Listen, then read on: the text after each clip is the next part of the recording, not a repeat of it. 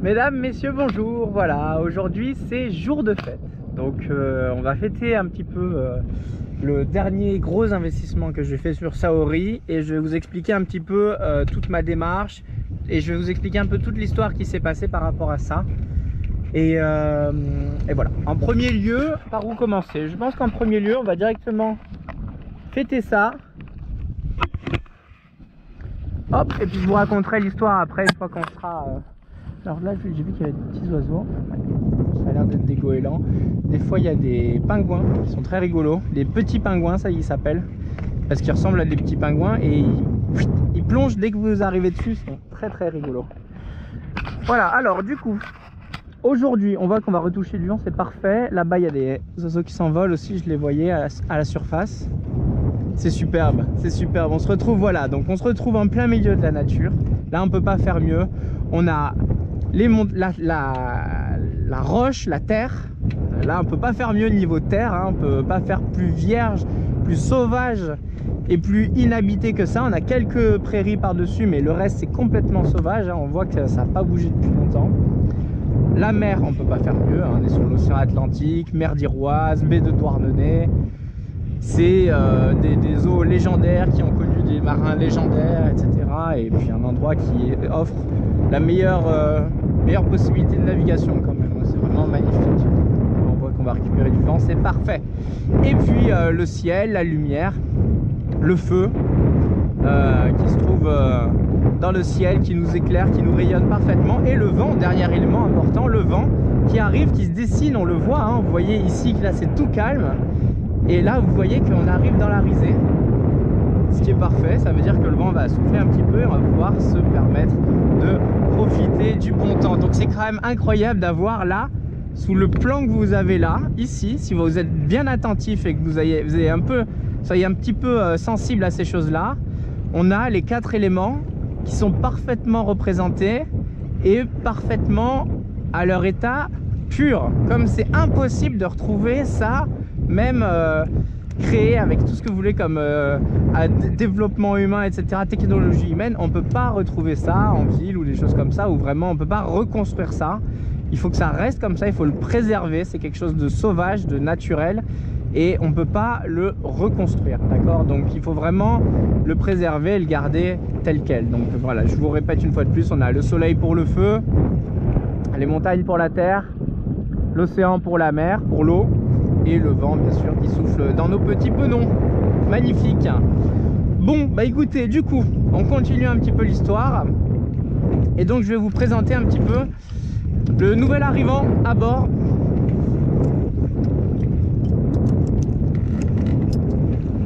Hop, voilà, donc il s'agit du Genoa que vous voyez ici. Vous voyez qu'il est différent du précédent parce qu'il a déjà, on voit directement qu'il a une bande anti-UV. Donc qu'est-ce que la bande anti-UV? C'est cette bande bleue que vous allez voir une fois déroulée, vous allez mieux comprendre, je vais vous la réexpliquer. Mais donc c'est ce qui fait que toute la voile, comme vous pouvez le voir une fois enroulée, est recouverte de bleu. Et ce bleu là, c'est quoi? C'est une petite bande exprès un peu plus costaud, qui est plus costaud pour tout ce qui est soleil, surtout pour pas que la voile devienne complètement cramée. Et qui est plus costaud pour tout ce qui est embrun, intempéries, etc. Donc c'est vraiment un truc qui protège votre voile et que je n'avais pas sur la voile d'avant précédente. Donc cette voile là s'appelle un Genoa. Il y a la grand voile qui est la voile principale et vous avez le Genoa qui sur ces bateaux là de cette taille là, c'est à peu près les deux seules voiles qui sont de base, d'origine et qui sont prévues pour. Voilà, vous voyez que j'ai pas d'été largable. Et pour l'instant j'ai vraiment mis ça de côté parce que ça me paraît très compliqué d'installer un été largable sur ce bateau là sans bastac. Voilà, donc à voir si c'est compliqué d'installer des bastacs sur ce bateau là, ça c'est encore une autre démarche, mais pour l'instant c'est pas une urgence, vous allez comprendre pourquoi, parce que j'ai réussi en réfléchissant bien, etc., en analysant toutes les possibilités, j'ai trouvé un petit peu la solution pour avoir le meilleur jeu de voile, le plus efficace possible et le moins cher possible. Voilà. Donc, du coup, il faut savoir que quand je suis arrivé à Douarnenez, j'avais navigué, comme vous le savez, je vais me mettre un petit peu, je sais pas quel est le mieux pour la caméra, si c'est face au vent ou dos au vent. Oh regardez, normalement vous avez la GoPro qui coupe le vent. Quand je suis bien de face, ça marche bien. Donc du coup, je vais rester de face, alors que normalement c'est le pire. Et là, si je me mets de dos sur le côté, le vent vient dans le micro. Je vais faire des tests. Voilà, je suis de dos, là je suis de côté, là je suis de face. Donc on fera des tests. Et donc, je vais continuer un peu ma petite histoire. Je suis arrivé à Douarnenez donc en décembre dernier, décembre 2018. Et après avoir éprouvé un petit peu le bateau, parce que déjà j'avais eu une petite réparation à faire dans la voile. Ça je vous en ai déjà parlé, hein. La première réparation que j'avais faite dans la voile, c'était à Oléron, hein. C'est quand j'ai quitté Oléron après le second tour de l'île d'Oléron. Donc ça commence à dater, ça fait presque un an, hein. C'était en juillet 2018. En fin juillet 2018, j'ai fait le tour de l'île d'Oléron. Oui, et un peu de temps après, du coup, je suis parti en août. Et là, j'ai fait ma première réparation dans la voile, quoi. Ça a tenu très bien et ça tenait toujours jusqu'à Douarnenez. Mais arrivé à Lorient, un truc comme ça, arrivé à Lorient, j'ai eu une deuxième déchirure et j'ai dû faire une réparation de fortune. Avec mon ami, je vous en avais parlé durant le live, hein, tout le périple qu'on avait fait de Port-Aliguin jusqu'à Douarnenez. Tout cela, je l'ai fait à deux, en duo. C'était très agréable, très sympa. Et on a un petit peu... on n'a pas forcé sur le bateau, mais par contre, on a vraiment navigué non-stop, etc. Donc forcément, la voile d'avant n'a pas tenu et j'ai eu une deuxième déchirure. Donc je l'ai amené à la voilerie de Douarnenez. Et il m'a dit que ma voile était complètement foutue, qu'elle était complètement cramée. Ça, je le savais. Parce que du coup je l'avais déjà eu sans bande anti-UV quand j'ai acheté le bateau il y a donc 2-3 ans de ça. Le génois était déjà tel quel. Bon, il n'était pas à poste, fort heureusement, il était rangé, mais dès que je l'ai mis à poste, après pendant 2 ans il est resté quasiment sur l'été en train de cramer. À Oléron il faisait très très très beau avec un très fort soleil tout l'été, donc je savais. Regardez le petit oiseau là, il va bientôt plonger là. Et donc hop, et voilà, il a plongé, excellent. Ah, ils sont excellents. Et donc du coup voilà, malheureusement mon génois était foutu. Et mon génois foutu, ça m'embêtait beaucoup parce que ça m'empêchait de naviguer tout simplement. Et une voile, ça coûte cher. Et du coup c'était un petit peu compliqué, quoi. Vous pouvez pas trop avoir des voiles d'origine dite de chez Jeannot, d'accord. Jeannot, c'est le constructeur du bateau, il fait sous-traiter ses voiles à des grandes voileries, donc des grandes marques comme Elfstorm ou des trucs comme ça. Et donc du coup moi c'était justement une Elfstorm et du coup malheureusement elle arrivait au bout de sa vie, ce qui était un peu sûr, hein, parce qu'elle devait avoir à peu près une dizaine d'années. C'est à peu près la durée de vie d'une voile, c'est à peu près 10 ans. Il y a un hélicoptère qui est là-haut depuis tout à l'heure, je le surveille, mais je sais pas ce qu'il fait là. Donc du coup voilà, tout simplement ma voile étant foutue, j'ai dû vraiment trouver une solution. Donc la voile n'était pas complètement foutue. Je vous en parle parce que c'est des choses qui peuvent vous arriver, qui arrivent très fréquemment et qui peuvent vous intéresser. Donc ma voile n'était pas foutue, c'était, si vous voulez, justement tout ce qui sert de bande anti-UV, c'est-à-dire les 30 derniers centimètres de la chute. Donc tout ce qui est à la fin qui s'enroule sur la fin était complètement cramé, mais l'intérieur était encore plus ou moins bon. Mais le reste était vraiment foutu. Donc ce que m'a proposé la voilerie, c'est de enlever du coup 30 cm, une bande comme ça de chute, forcément une petite bande aussi de bordure pour pouvoir retrouver le bon angle au niveau du point d'écoute, hein, ça c'est très important.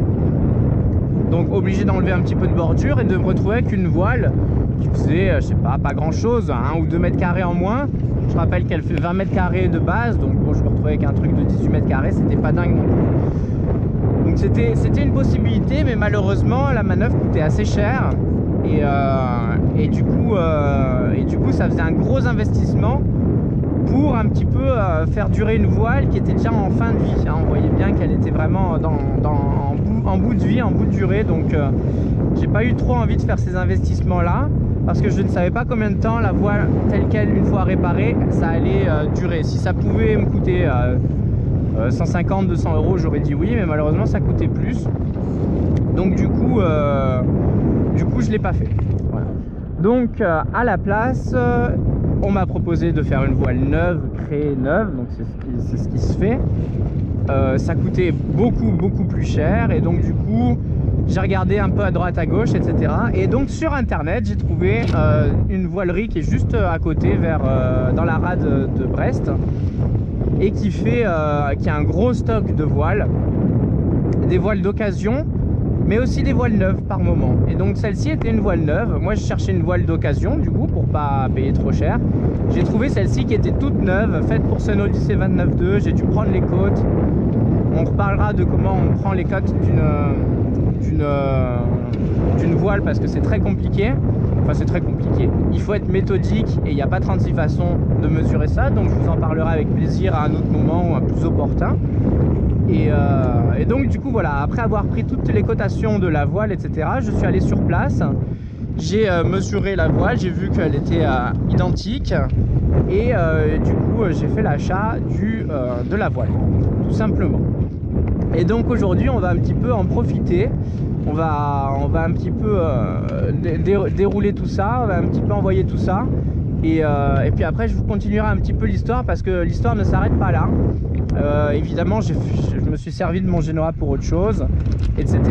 Voilà, donc on va pouvoir parler un petit peu des jeux de voile et de comment Saori est équipé aujourd'hui, et vous pourrez me dire un petit peu ce que vous en pensez, si vous voulez, plus tard. Voilà, donc moi je vais rentrer à bord. Et donc je vais vous expliquer, parce qu'on a fait aussi, du coup j'en ai profité, j'ai fait aussi des travaux sur la GV, et voilà. Maintenant, trêve de teasing, on va de suite passer au Genoa. Hop, on va abattre un petit peu. Voilà, on va choquer un peu.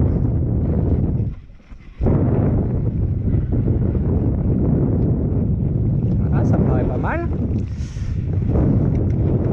Et allez, attention, appréciez ces cadeaux. Je vais me mettre par là, je vais récupérer celui-là pour pas que ça se déroule trop vite.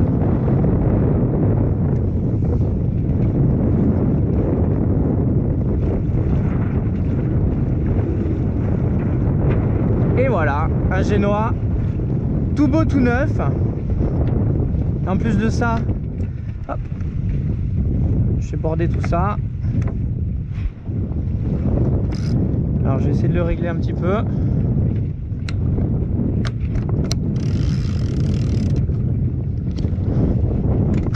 On a vissé.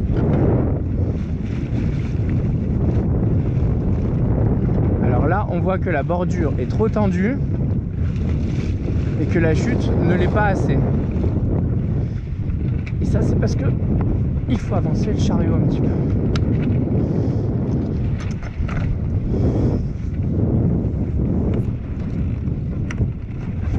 On parlera réglage, tout ça, soit tout à l'heure, soit une prochaine fois. Je suis en train de bosser les réglages fins justement en ce moment. J'ai plusieurs bouquins qui m'aident beaucoup, et du coup j'attends de vous faire un truc bien calé pour vous en parler. Hop, on va reborder un peu la GV. Voilà, alors du coup on est reparti. Vous voyez qu'on n'est pas assez abattu.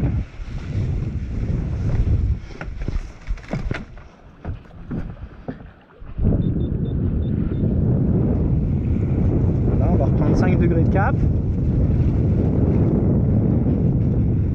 Le temps que messieurs les penons se mettent en place et qu'ils veuillent bien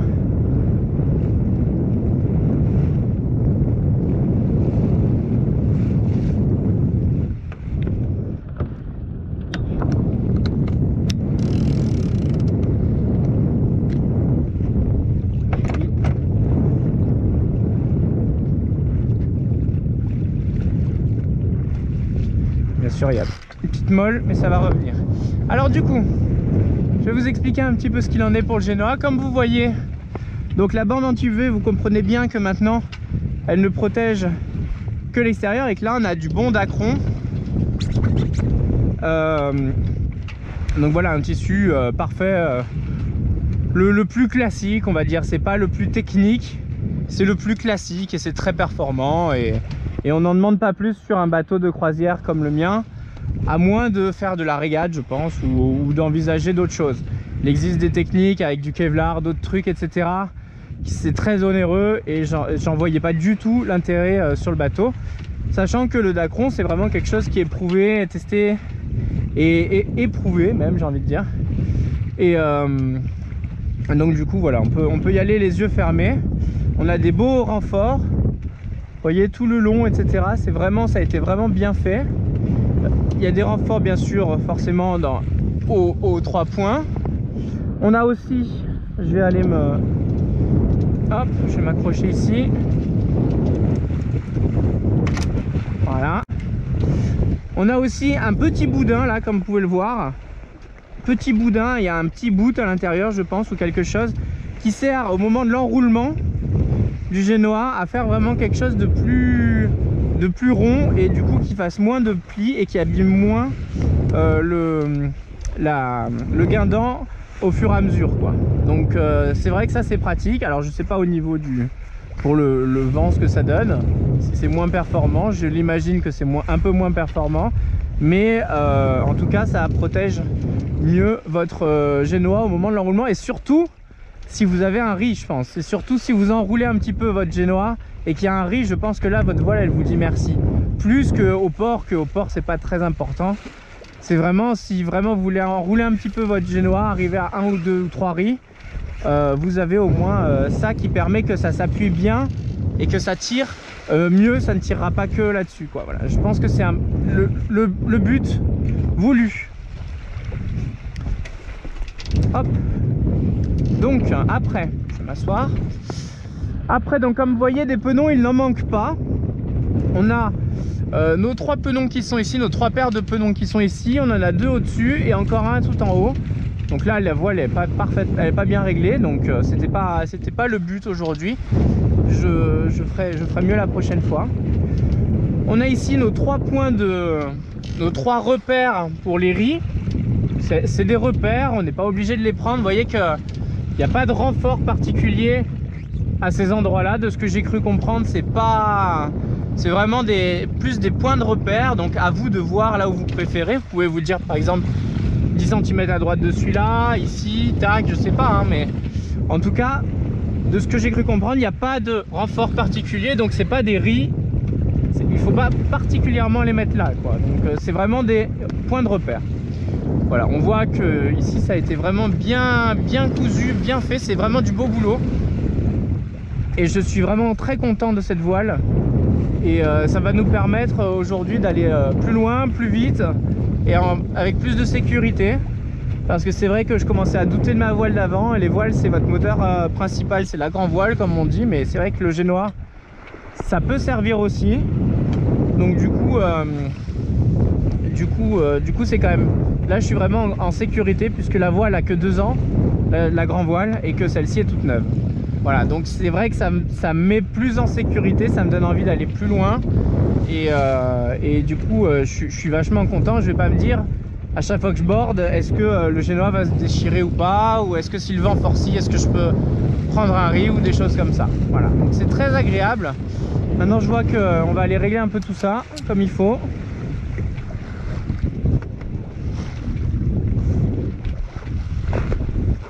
Hop. Alors, on va depuis combien de temps? 19 minutes. Ah, il n'y a plus de batterie par contre. Donc je vais continuer un petit peu mon histoire, puis après j'irai recharger la GoPro. Alors, du coup maintenant on va régler un peu tout ça, parce que là on est au près.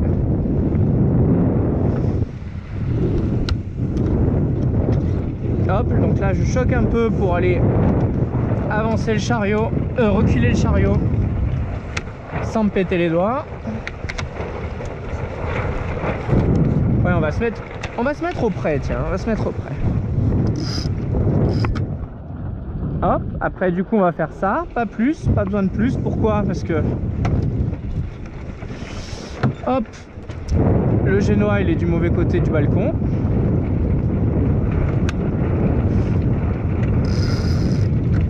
Allez, impeccable.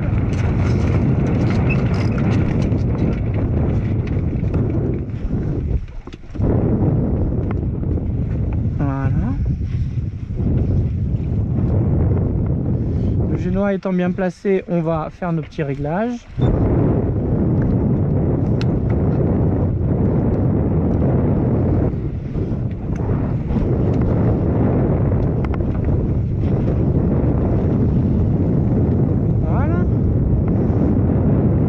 Les pneus, ils disent quoi?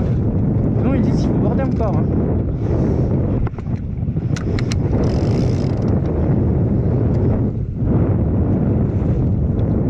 Là, ils sont contents, les pneus. Je pense qu'on peut border encore un peu. On va reprendre. Voilà. Voilà, Saori qui avance, impeccable. Donc voilà, bah écoutez, du coup, je continue un petit peu mon histoire. Qu'est-ce que j'ai fait avec la voilerie? Parce que le problème, c'est que j'avais un génois foutu et un génois neuf. Donc pas très intéressant comme... Je vais barrer. Ça tient un peu pour les réglages.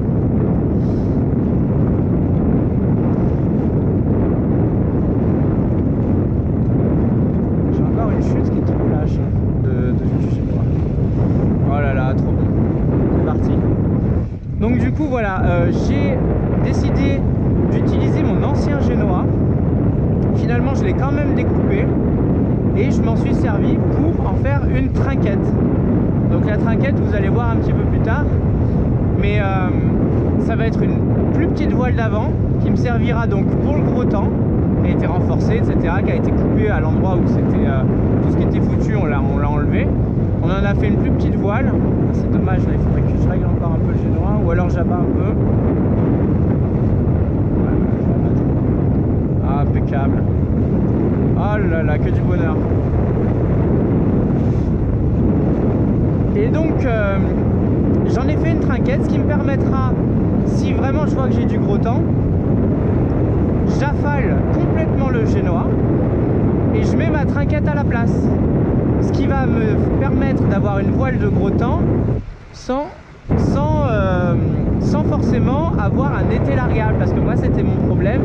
Je voulais une voile de gros temps, donc une petite voile, et ces petites voiles là normalement elles s'installent sur des étés largables, et sur un été largable c'est très pratique, mais sur mon bateau c'est pas vraiment, il n'est pas conçu pour. Donc comme je vous ai expliqué, à moins de mettre des bastacs, je ne pourrais pas. Donc j'étais un peu bloqué au niveau de ça, et je pouvais me contenter que d'avoir des ris dans le génois, et ce qui me plaisait pas du tout. Donc maintenant c'est soit il fait beau temps, je mets mon génois, soit il fait mauvais temps et du coup je mets directement la trinquette. Comme ça j'ai pas à faire de riz sur le génois qui est neuf. Et le génois neuf, je vais pouvoir un peu le conserver. Bon, si je vois qu'on passe à 20 nœuds, je vais peut-être prendre un riz sur le génois. Mais si par contre je sais que je sors et qu'il y a possibilité qu'il y ait beaucoup plus, je vais du coup directement mettre la trinquette à la place. Et comme ça j'aurai directement ma trinquette que je pourrais elle aussi enrouler et vraiment avoir une toute petite voile d'avant pour ce qui est de l'avant. Maintenant pour ce qui est de la grand voile, vous voyez qu'elle n'est pas assez étarquée, c'est pas bon. Elle guirlande un peu là, donc c'est pas bon du tout. Mais alors pour ce qui est de la grand voile, pareil, je l'ai emmené à réparer parce que j'avais un petit trou là, je sais pas si vous le voyez, au-dessus de la barre rouge, au-dessus de la ligne rouge, vous avez un petit patch qui a été fait, voilà, petite réparation, et c'est pile au niveau de la barre de flèche. Parce qu'il y a un truc au niveau de la barre de flèche qui a troué, la grand voile, malheureusement. Donc maintenant il y a un petit renfort, mais il faudra quand même que j'aille voir qu'est-ce qui fait ces dégâts-là. Et pareil un peu au-dessus, au niveau quand je prends un riz, il y avait le même trou au même endroit au niveau des barres de flèche, une fois que la voile avait un riz. J'ai fait ces petites réparations-là, et du coup j'en ai profité, je lui ai dit, bah écoutez, mettez-moi des penons. Donc vous voyez qu'on a des penons, bon il y en a un il fait un peu la tronche mais c'est pas grave. Et en plus de ça, mettez-moi un troisième riz. Donc vous voyez qu'aujourd'hui on a 3 riz sur la GV et une trinquette. Et c'est là où je voulais en venir, c'est-à-dire que vous voyez que le premier riz, c'est là où il y a le bout de blanc, la bosse de riz blanche. la bosse de riz blanche et verte, c'est le deuxième riz. Et au-dessus, vous voyez qu'il y a encore un troisième trou. Et pareil, au-dessus de la barre de flèche, vous voyez un autre trou. Ce qui va me permettre, donc il faudra que j'échange les bosses de riz, ça c'est pas très compliqué. Il faut que j'abatte un peu. Ça c'est pas très compliqué à faire, mais ce qui va me permettre de réduire, vous voyez que la voile sera minuscule, on dirait, après ça sera une voile de dériveur quoi, une voile de 420 quoi. Et pareil à l'avant avec une trinquette qui pourra être réduite et qui pourra être réduite donc, et qui pourra avoir vraiment, on pourra avoir une toute petite surface de toile équilibrée avec une petite surface à l'avant, une petite surface à l'arrière, et continuer à naviguer dans du gros temps, remonter au vent si possible, et vraiment avec un bateau avec un plan de voilure équilibré. Donc je suis très content de ce que j'ai choisi au final. Du coup ça m'évite d'acheter et d'installer un étai largable avec acheter une voile, acheter etc. Ça aurait été plutôt compliqué d'installer la cadène, la ferrure de mât, l'étai, la voile, et etc. Le palan pélican, etc. Le crochet pélican. Tout ça, c'était un truc que j'avais calculé, mais ça faisait quand même déjà un petit budget, quoi. Donc j'avais pas trop envie. Et grâce du coup, au final, à comment je m'en suis sorti de cette histoire, que j'avais plus de voile d'avant, aujourd'hui on a un beau génois tout neuf, et en plus de ça, on a une trinquette et une GV à 3 riz le jour où on sera coincé dans du gros temps, quoi. Et ça, bah, je me remercierai à chaque fois de l'avoir fait à chaque fois que je serai coincé dans du gros temps. Voilà, donc c'est vraiment par sécurité. Je suis très content de l'avoir fait. Ça me permet de me dire aujourd'hui, ça me permet un peu plus de partir plus loin et plus longtemps. Donc ça va être vraiment une bonne chose pour le futur, pour les choses à venir. Il y a plein de choses qui vont arriver dans le futur. Et ça, je vais vous en parler une autre fois. Mais voilà, aujourd'hui, ce qu'il en est, on a une trinquette qui est dans la soute à voile. Donc j'ai une trinquette, une deuxième voile d'avant, mon génois qui me fait ma première voile d'avant principale, ma GV à 3 riz qui me fait ma première GV principale, et j'ai l'ancienne GV aussi qui est un petit peu déchirée mais qui pourra me servir de GV secondaire. Donc j'ai quand même deux voiles d'avant et 2 grands voiles à bord, ce qui me permet vraiment d'être en toute sécurité et sans avoir à acheter autre chose qu'une nouvelle voile, quoi, et réparer l'autre, et du coup couper l'autre, etc. Donc je suis très content. Voilà, on va vraiment se faire plaisir, et je suis vraiment heureux d'avoir fait cet investissement. Malgré tout, ça m'a beaucoup coûté, ça a été dur, mais j'ai réussi. Voilà, donc écoutez, je vous laisse sur ce beau panorama, puis je vous retrouve un peu plus tard. On va discuter un petit peu des nouveautés pareil à bord de Saori, et des choses qui vont nous permettre un petit peu de continuer notre périple. Voilà, j'espère que vous vous régalez toujours autant, que ça vous intéresse. J'essaye de vous parler de choses simples, de choses du quotidien d'un skipper, d'un marin, sans pour autant voilà, faire des grands discours avec de la pub ou des choses comme ça. On est vraiment là pour, je suis vraiment là pour essayer de vous mettre un petit peu dans l'ambiance de ce que peut être j'essaie de regarder s'il n'y a pas des dauphins, mais de ce que peut être la vie, voilà, et le petit Noël, que tout est passé dans tout Noël est passé dans la voile, et du coup j'ai rien fait d'autre, quoi. J'ai vraiment fait